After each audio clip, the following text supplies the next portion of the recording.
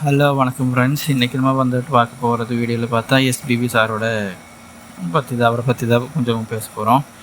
SPB sir வந்துட்டு ரொம்ப சின்ன வயசுலேருந்து வந்துட்டு இந்த சினிமா ஃபீல்டுக்கு வந்து அவர் சிங்கர் தான். சினிமா ஃபீல்டுக்கு வந்து அவர் டேலண்ட்டு வெளிப்படுத்தினால தான் எஸ்பிபி சார்.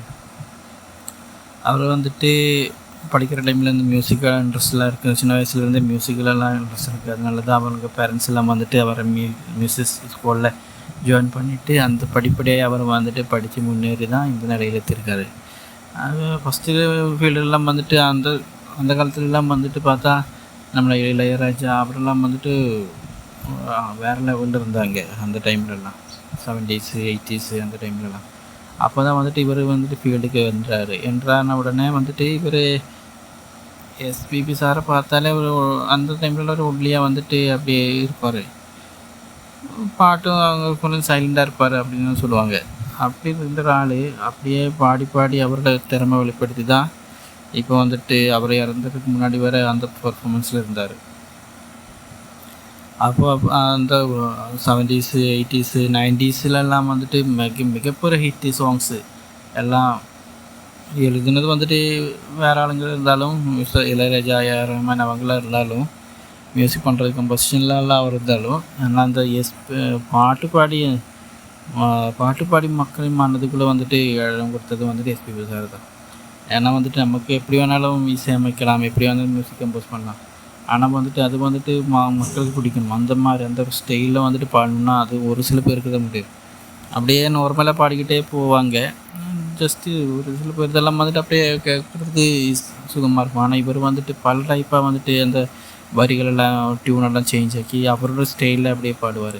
அதனால தான் மக்களுக்கு வந்துட்டு ரொம்ப பிடிக்கும். எஸ்பெஷலி இந்த 90ஸ்லாம் வந்துட்டு ரஜினி சாருக்கு எல்லாம் வந்துட்டு அவர் நிறைய பாட்டுக்கெல்லாம் ரஜினி கமல் அவங்களுக்கெல்லாம் வந்துட்டு நிறைய பாட்டுக்கு ஹிட் சாங்ஸ் எல்லாம் கொடுத்துருக்காரு. 90ஸ்ல வந்துட்டு முத்துல இருந்தாலும் சரி, படையப்பா, அது மாதிரி வந்துட்டு வீரா, எஜமான், பாட்ஷா, அதிலெல்லாம் வந்துட்டு அந்த மிகப்பெரிய ஹிட்டு பிக்சர்ஸ் வந்தாலும் அதுக்கு பின்னாடி வந்துட்டு அதோட ஹாஃபு மியூசிக் டைரக்டர் தான் கிடைக்கும். இந்த பாட்ஷாலும் வந்து பார்த்தா அது வந்துட்டு நம்ம படம் வந்துட்டு அப்படியே நார்மலாக பார்த்துக்கிட்டே போனால் இவ்வளோ ஹிட்டாக இருக்குமான்னு டவுட்டு தான். என்ன இதுக்கு இந்த மாதிரி படம் அப்படியெல்லாம் நமக்கு நல்லா தோணும். ஆனால் வந்துட்டு இந்த மியூசிக் இருக்கிறதுனால தான் அந்த படத்தை கொஞ்சம் ஹைப்பு ஏற்றிடுச்சு. எஸ்பெஷலி இந்த பேக்ரவுண்டு அதுக்கு வந்துட்டு நம்ம மியூசிக் டைரக்டர் எவ்வளோ அப்ரிஷியேட் பண்ணாலும் முடியாது. ஆனால் அவர் இருக்கிறதுனால தான் அந்த படம் வந்துட்டு கொஞ்சம் லெவலுக்கு ஹைட்டே ஏறிடுச்சு.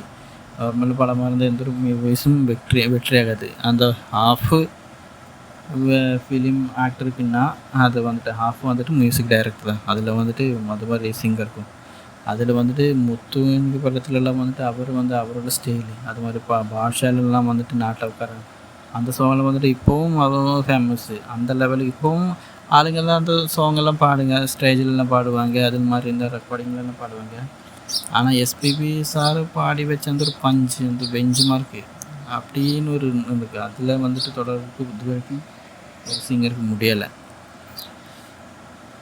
ஸோ அப்படி இருக்கிற ஆளுக்கு தான் வந்துட்டு எஸ்பிபி சார். அதுவும் ரஜினி சாருக்கு வந்துட்டு இன்ட்ரோ சாங்கு அப்படின்னா அது எஸ்பிபி சார். அது மாதிரி கமல் ஹாப்பி நியூ இயர் அப்படின்னு சொல்லி தான் அந்த சாங்கு அதில் வந்துட்டு இப்போது எந்த ஹாப்பி நியூ இயர் வந்தாலும் அந்த சாங்ஸ் தான் இப்போது வந்துட்டு ஹிட். ஏன்னா அது அவரோட குரல், அவர் அந்த கர்ஜிக்கும் குரல் தான் அதுக்கெல்லாம் பெரிய காரணம்.